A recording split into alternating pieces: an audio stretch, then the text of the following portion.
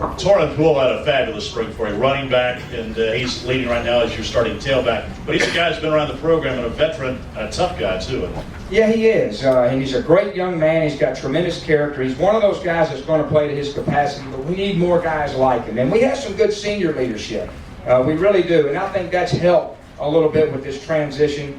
Good senior class and good young talent. We just got to get more in the program. You like the tight end in your offense, and you've got one of the better ones in the conference, and Luke Stocker coming back. That's a big plus for you, yeah, too. Luke, I think it starts with who were productive players for you last year.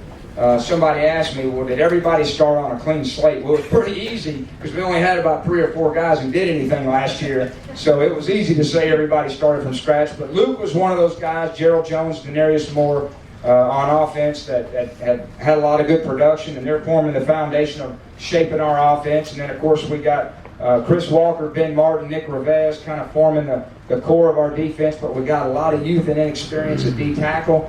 Incredible inexperience in the secondary. This is why Justin's so skinny right now. He came here weighing about 40 pounds heavier.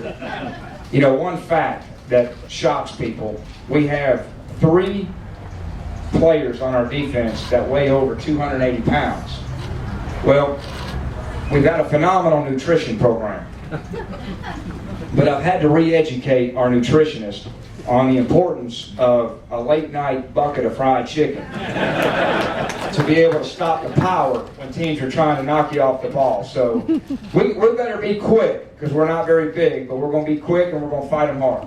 We'd be remiss without mentioning one of the great players in Tennessee history from right here in the Atlanta area, Eric Berry, who had just a fabulous career in Tennessee. Now goes as I got 5 waters coming up, so I must sound terrible. I am hot. You are hot. You don't mean to brag. No, but Eric Berry, obviously drafted number 5 by the Kansas City Chiefs. He was such a great leader for Tennessee the last 3 seasons. You got to pick up for that leadership, but having an impact player like Eric Berry do so well and go on and do well in the NFL, what does that mean for your program? I can't tell you how many high school players that I've talked to this spring legally, all right, legally, who say, Coach, Eric Berry is one of my favorite players of all time. Now, here's the better news. I sat down with Eric. Of course, I was dreaming he would come back and play, knowing he wouldn't.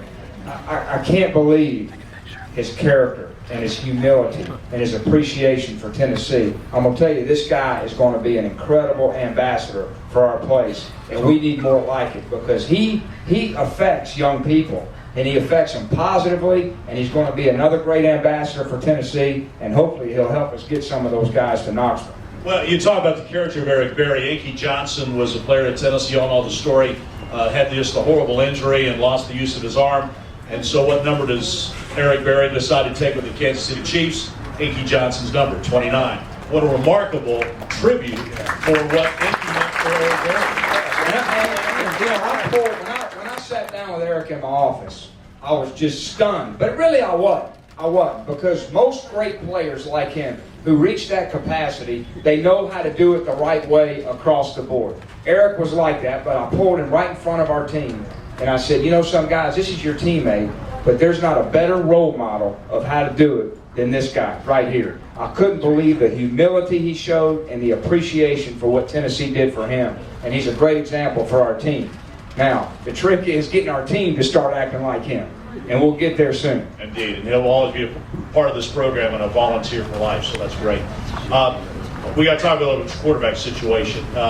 Some inexperience there, although Matt Sims has played before. He hadn't played in the SEC. Yeah, well, both of our quarterbacks have been in Knoxville about 4 months, and that's it. So we are inexperienced, but we got good. They both have great qualities. Matt Sims, who was a transfer from junior college, came in mid-year. He's got a great pedigree.